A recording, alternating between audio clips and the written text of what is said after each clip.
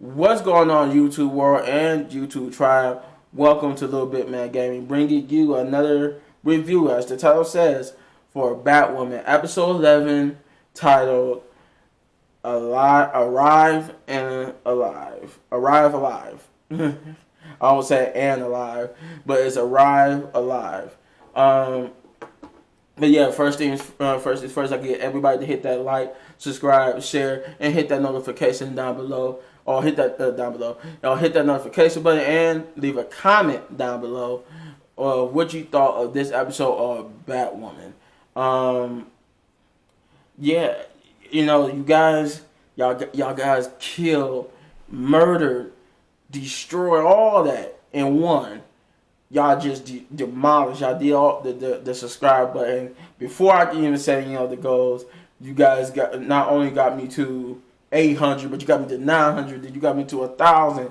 Now I'm at a 1,000 and 1,163. Last time I saw it, subscribers. So thank you. And if you're not part of the tribe, what you're waiting for, become part of the tribe, become part of the family. Hit that subscribe button, and never miss a thing, because I got some surprises for y'all now. Now that I'm at 1,000 subscribers, I got something coming down the line that's a surprise. I will let you know you will know when it happens. You will know, trust me. But it's a doozy. It's gonna be a surprise. It's a surprise that's good for you guys, because something is coming your way. But yeah, those who are subscribed and the new subscribers alike, thank you, love you, appreciate you for allowing me to entertain you, for choosing me to entertain you, for liking and watching my product, my content. I love that you guys comment. I do my best to answer all of your comments. Just keep them coming, because it's a delight. It's a highlight of my day when I get the notification that so many of y'all comment, and just love to have a conversation with y'all. So it could be when you leave a comment, it don't have to necessarily be about the show. You can leave a comment about anything, and I will still reply. Just leave a comment down below, and that's interact. Because I want to interact with you guys. So with that being said, the new goal is 1,200. And yeah, we're pushing forward to that goal. So with that being said, let's get into it. You know how I like to do it. I'm going to give you guys the synopsis for the episode itself. And just give me a moment. I gotta pull that back up. Let me pull that. No. Oh Lord. What did I do with it? This is embarrassing. I can't find it. I usually have the synopsis ready, and I didn't write the synopsis down, so I gotta try to go and find the synopsis online, and it's not being cooperative with me. There we go. Here we go. Sorry about that. But you know how I like to do it. I like to give y'all a synopsis. So, Batwoman, episode 11, Arrive Alive. It says, with Batwoman and the Crows hot on each other, hot on the trail of the False Face Society, their efforts collide and tensions escalate. Alice seeks out Enigma, and Sophie and Ryan find some common ground. So, with that being said, what is the common ground that they find? They both care. This episode starts with a person in this green car. They want to make it a point to focus on that person with the green car, and you could tell it's a woman. You could tell the beautiful eyes, the eyelashes. You could tell it's a woman, and she looks familiar, but you don't know. You might be looking like, she looks familiar. Is it? But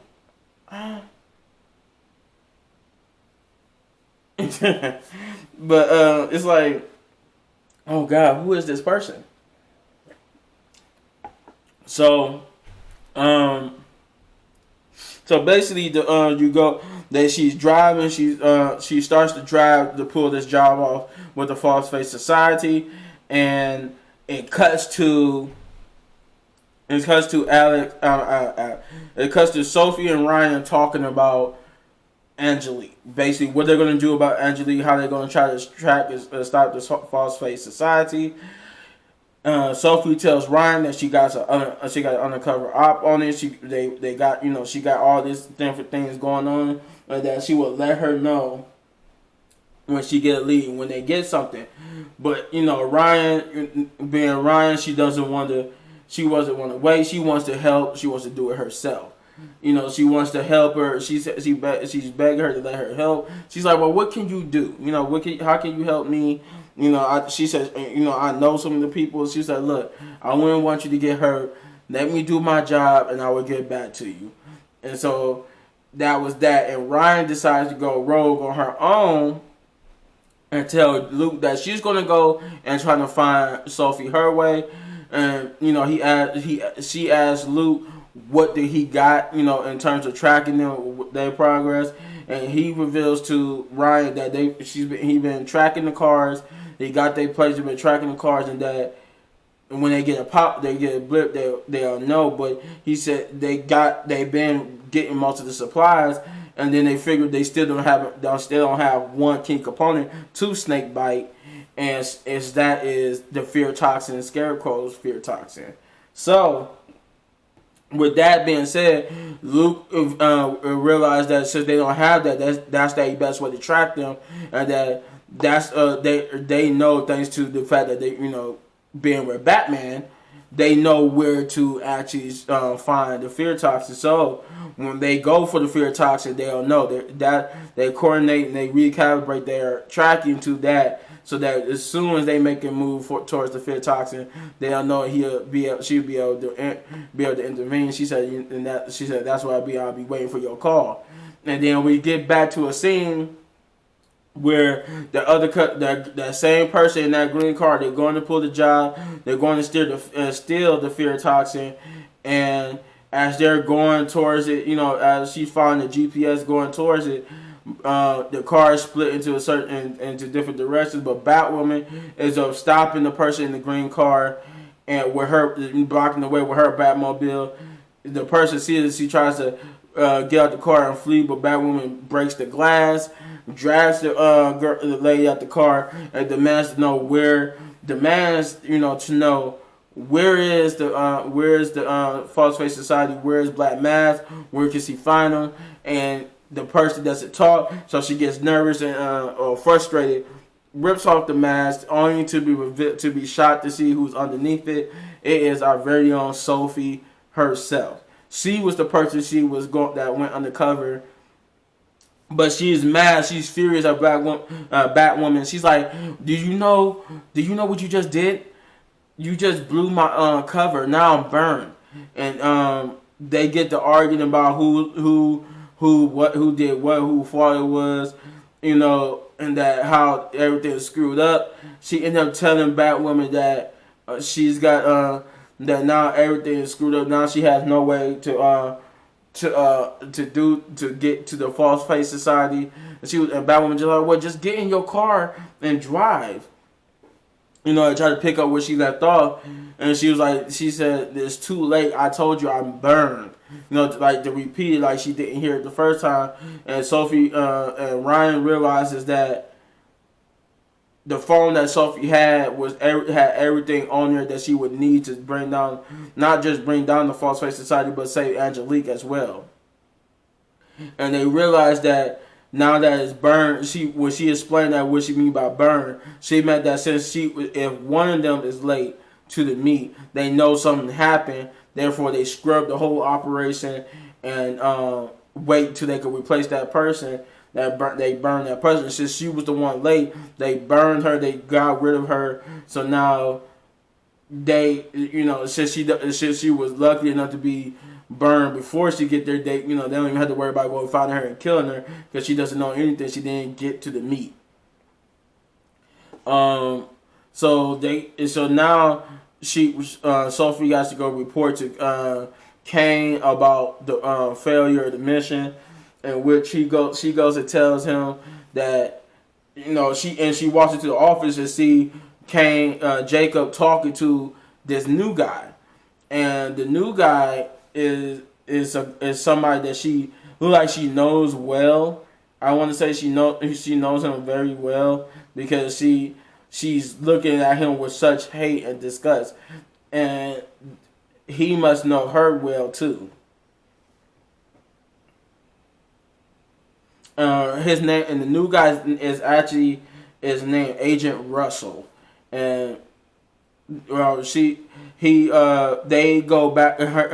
All three of them go back and forth about what to do next. Even the fact that they showed the agitation, the fact that the Crow. We found out that the False Face Society has been killing Crow agents, so that's why they so desperate to get at them. And then it turns to Russell and Sophie going at it, to which Jay would have to break it up and tell Russell to leave while he talked to Sophie alone for a minute. To which Jacob begins to scold Sophie about the fact that she, not only the dangers and recklessness of what she did, it was also the fact that it didn't pay off. It only thing that probably would have succeeded would have gotten you hurt in Jacob's eyes. You would have got hurt. You would have been this, and none of the risks you did made sense, or it didn't pay off. So now I have to step in and be like, okay, you're off. He tells her you're off the assignment, and you're going to be replaced by Agent Russell himself. And she begs with him not to do this because Agent Russell is so fixated on finding the False Face Society that he's going to go run in guns blazing. He's not going to care about the fact that they got a hostage, Angelique. They're not going to care about it. And he's like, yeah, I'm done. And, he's like, no, I'm done letting you put yourself and the other criminals on the line for this, for the simple fact that same Angelique. You're too close to it. You're making it personal. They have killed so many crows, and all you could care about the safety of Angelique. Now, he's saying he doesn't care. They are basically desperate to catch the False Face Society by any means necessary. If they could save Angelique, they could save her. If not, she's chosen her side. She's chosen, the side she needs to be on, or she chosen the side she's on, and that, I don't really care anymore if her safety, if we can get her back safe or not. All I care about is bringing down the False Face. She's like, but sir, what is going on with you? This is not you. Ever since she said you've been all little, he said, get out, get out. He kicks her out. She tells Ryan.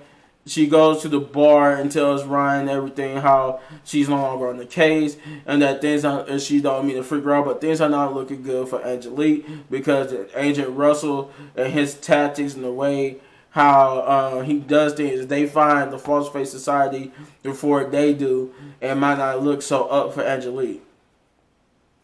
So Ryan asked Sophie, what's next? What can they do? She said the only thing I could see how to write this is that I could get another undercover out. Okay, can't be me no more. But if I could get somebody else to go undercover who knows about cars and that could get in there and make the job, pull it off, it might still be a chance to save Angelique and get to Angelique in the False Face before Russell does. And she assures Ryan that Russell will get there eventually, but if they could stay a step ahead of him, they could get there first. Ryan then suggests that she goes undercover, with Sophie. She's like, oh no. She's like, no. She's like, no. There's no way I'm putting you in danger. Do you even know anything about cars? But she, Ryan reminds her that they are running out of time, and Sophie, if what she says is true about Russell, then Angelique is running out of time. So, what other option do you have at this point?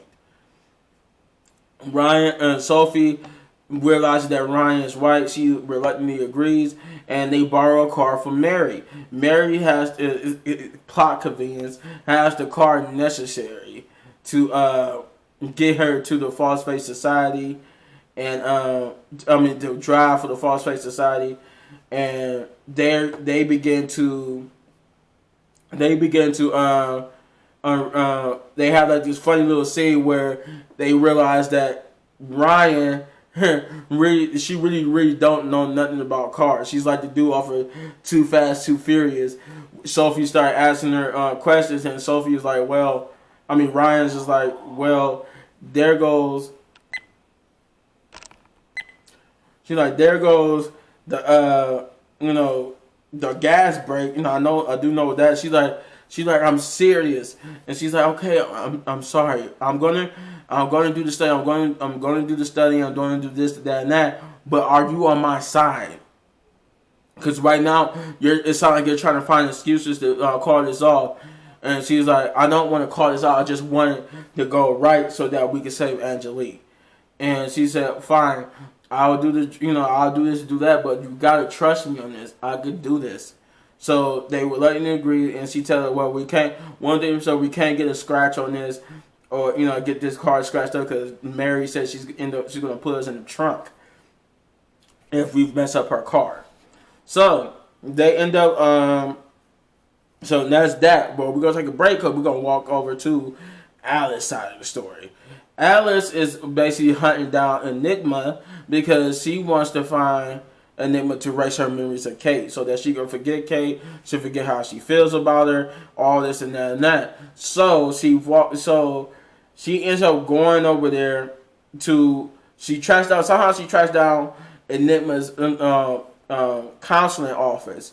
And so she's there informing through the paper, and she end up finding a patient walks in because she must have been there for a while. Patient walks in, and he assumes that Alice is, Enigma, and she's like, oh yes, you're my. She says you're my 2 o'clock. She's like, yes. So he sit down. He basically, and she's looking through his paper. She's like, it's not looking good. It's not looking good at all. He's like, what, my divorce? He was like, she said, you sick puppy. You don't think I see right through you? And he was like, what? And that's where Enigma comes in. It's like, she's like, sorry, my God, I'm so late. I'm sorry for the delay. And she looks over and sees Alice. And the dude was like, wait a minute, if you're the doctor, then, he's like, but who is she? Who is she? He look at, he's confused. And Alice is like, okay. What? And she throws the knife into the dude's neck, killing him. So that she's like, what are you doing here? Who are you? And she said, well, I came to see you, Enigma. She's like, yes, I know who you are, and I'm grateful for what you did to Julia Pennyworth, sending her on her way. Now that gives us a chance to chat about what you're going to do for me. And she was like, let me guess. She said she knew who she was. She was like, you found out that Sophia hired me to take your memories of Ocean, and now you're here to get them back. Is that right? She's like, no, I'm here for you. You can keep those. I'm here for you for something else. I want you to take away my memories of Kate. And so they begin this little therapy session where she explains that maybe the only way to do it correctly without making her a worse monster than she already is, without the emotion, whatever she did to it the first time, is what made Alice this cold and cruel. So she didn't want to mess up her psyche worse, but she figured out the best way to do it is to have her go confront her memories of her sister who keep appearing to her as the child Kate. And she wants, if she could successfully confront her memories, there might be a way to strip those memories of her without damaging her psyche further. And they end up trying that way. Alice tried to confront her child memory, the child version of her. She even thought she was successful and get rid of it, only for the memory of Ocean to come in and make everything go back to the way it was. And Enigma tells Alice that, oh, that's because you're trying to fool yourself to think that you can't have that you're not emotional, you can't have emotional contact, you can't have this, you can't have that. You keep trying to fool yourself into thinking that you're this way, but you're not. And she's like, well, technically I am, because I just killed this innocent guy right here. And, but she still persists that that's the reason why they shows up. So they try something else, but they get interrupted by someone who's not so dead. I won't tell you who that is, just for the sake of the episode. But this person is somebody close to that knows both them and both know Alice and Enigma and Sophia. So this person gets into a fight with Alice, and Alice Alice is shocked to see this person, and them two they start fighting, and Enigma realizes that she doesn't want to be a part and she needs to get out. She used a little hitting knife and her cane to untie herself, and she says this trigger word to Alice, and it triggers both Alice and this person to where it's like she said they like, what did you just do to us? And she said, I did something I promised Sophia I will never would do, and it seems what that was get Alice and this person's memory back. Back over to Ryan. Ryan goes into the job. Ryan goes into the job. They successfully pulled the job off. She actually goes into the trial. Successfully passed the test. Pulled the job off, but there was a complication. There's a drone watching overhead, so they won't be able to stop and put the tractor in. But they used this little gizmo from Luke that helps the car drive by itself while she does it. She's putting the tractor in there, but when they went to go talk to Sophie about what's next, they realized that Sophie has went on to the false face society by herself. And when she gets there, she's confronted by Black Mask, who knocks her out and ties her up. And Black Mask basically interrogates her about why and how she found this place and why she come by herself. She basically tells them, she basically tells Black Mask a bluff about how he's going to get caught by them because they're on their way. And he tells her, no, he said, I got eyes and ears everywhere. There's no mobilization. There's no nothing of the crows. Nobody is coming. But he said, you know what? Since you really don't know nothing, I made sure I'll put your body somewhere where they find it. But Batwoman comes and saves them and saves her. Her and Sophie team up to fight Black Mask, but there's a complication with that when they grab him and ask him where Angelique is. He pressed a little button. Angelique pop up on this wall and this little projector, but it's like a webcam projector because they can see her and she can see them, and she tells them that they make Angelique wave and say that they don't let him go, they're gonna kill Angelique. And reluctantly, they have to let him go because they don't want Angelique to die. Angelique has been forced to make snake bite, and when she do make it, Black Mask wants to test it out on her, but she tells her that she knew a piece, a fragment on how to make it, but she don't know the full ingredient. So it's a possibility that the doses or snake bite could be lethal, and that he was about to get a sticker with her anyway to force her to take it and make sure it's not. But until she convinced him that she could help him by by finding Ocean so he could help them get more of the snake bite. But then Batwoman and Sophie plans on what to do next. They return the car. They return the car to Mary, but Sophie sees that it's riddled with bullet holes, only to see this little tracker device, and she takes it back to her headquarters and listen to it, and she figures out a certain person's secret. There's also the guy Russell. He eventually did make it to the warehouse, only to see the video footage of the fight and some blood. He takes the blood and he's gonna use it to try to figure out who the blood belongs to. And yeah, that's it. It ends with Sophie figuring out a big, huge secret. If I were to give this anything, I would give this episode 8 big ups because it was a good episode with a very good cliffhanger, and I recommend you guys go check it out. But that's it. That's all I got. If you could hit this button right here, it'll take you to all of my reviews. Hit this button to subscribe to the channel if you already haven't been subscribed, or hit any one of these videos for more amazing content. Stay tuned. I got more coming. Peace. Peace out.